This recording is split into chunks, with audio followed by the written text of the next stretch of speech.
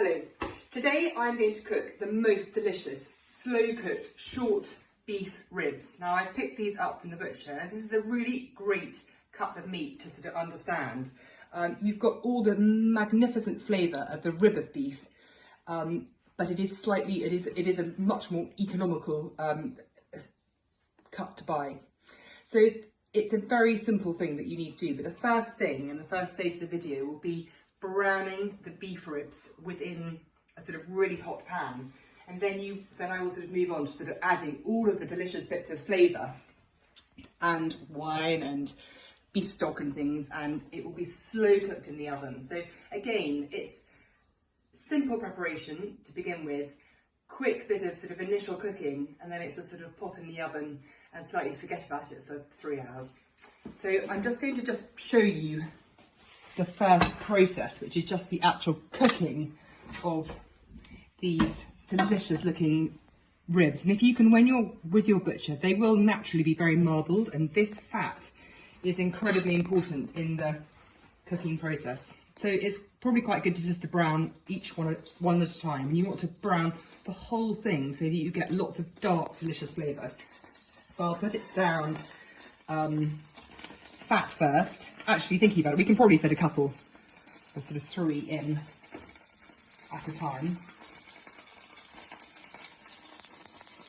But what happens is when these are cooking sort of in the casserole, I'll probably finish the whole thing off in this nice big sort of semi-high-sided frying pan. And when we put all the sort of juices around it, it'll just all cook really well. So these, you just seal and brown. And that's what I will be doing over the next sort of 10 minutes or so. Okay, so we have now browned these beautiful ribs, and as you can see, they've taken on a really lovely colour. So that's happened to all of them. Now this is something that you can cook for 1 person or for 6 people. So I've allowed sort of one of these short ribs per person. There are some that are a little bit bigger than others, but those are good for the chaps and the other ones are better for the girls.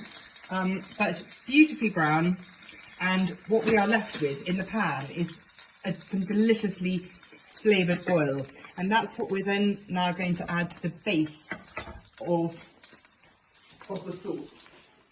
So firstly, I'm going to pop in, there are 2 onions. I'll pop in there.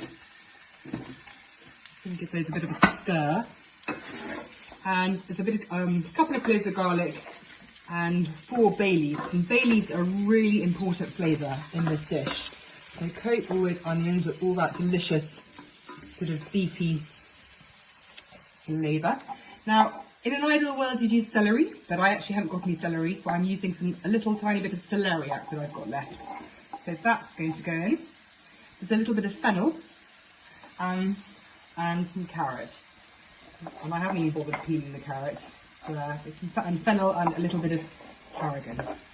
So that is all going to go in to form the base of this delicious flavoured sauce.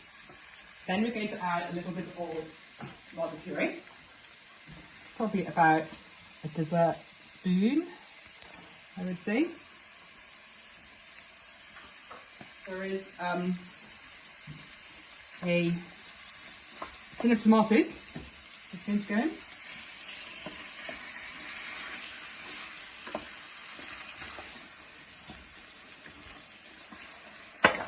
And we're just going to let that cook down a little bit. So I'm just going to pop the lid on and let that sort of soften a little while.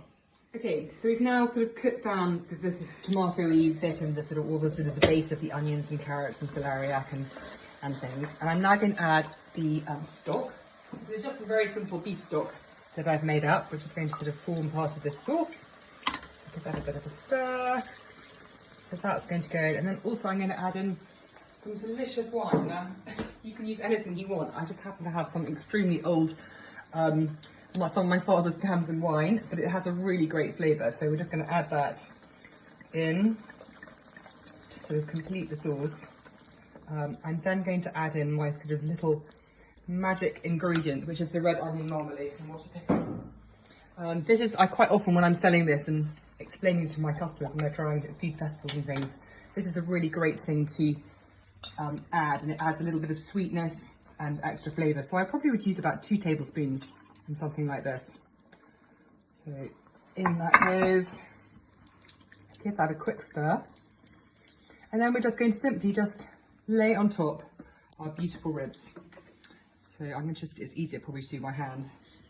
Sort of pop those like that, and this one. There, it's going to be quite a full pan.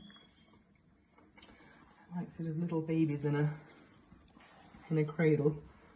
There we go. So that is simply it. So we're just going to pop the lid on, bring it. Actually, there's a little bit of delicious juice there. Pop the lid on, bring that to the boil, pop it in a sort of about 180 degrees C oven, and let that cook probably for a couple of hours. Just to check it after a couple of hours and see how it's got on. But the idea is it just cooks terribly slowly, and all that lovely marbling and fat all adds to the flavour and makes the meat really tender. So I'll come back when I'm taking it out of the oven. Okay, so the delicious beef ribs have been cooking. They have been cooking actually for 3 hours in my 180 degrees oven. So they've really cooked very slowly. You can see it's not the most attractive of things that you're going to ever serve, but I can tell you it will taste absolutely amazing. What I did was when I got them out of the oven, I took out all the bits of beef, and then I reduced the sauce down so it really intensifies all of the flavour. I popped them back in now just to sort of have a good heat through. So here we've got some delicious mashed potato, a bit of butter, a bit of cream, and I'm now going to add my little secret ingredient. So one of our products is thickened mustard sauce, and we just need about 2 dessert spoons to pop in, and it just adds just this delicious flavour to the mashed potato. So give it a quick stir, and there you can see just adds a really lovely bit of mustard, bit of fig, bit of sweetness, perfect to go with the delicious short beef casserole. This is just some spring greens, which there's a little tip here which I was taught a while ago, and it's so completely true. So any vegetable that's been cooked above the ground, once you bring it to the boil, you need to remove the lid. So if you ever wonder why your vegetables go brown and not very attractive looking, it's because you have carried on the boiling process with the lid on. So the tip is, anything grown above the ground, lid off once it comes to the boil. Anything grown under the ground, like potatoes or carrots or anything like that, you can keep the lid on and carry on boiling. So there you go. So I'm just now going to pop it all into a plate just so you can see what it looks like. Because it is actually, once it's on the plate, it's a really attractive thing. So we're just going to pop a little spoonful of potato on here. And then we're going to grab, let's find a nice one so you can see. Probably that. So if you want to, you can sort of the bones come out really easily, but I'm going to leave this in just like that. And then we're going to put lots of lovely sauce with some of the onions as well, like so. And then some of the lovely spring greens, or sort of pointy cabbage, or whatever you want to call it, and pop that there. So there you have a really satisfying, delicious Saturday supper.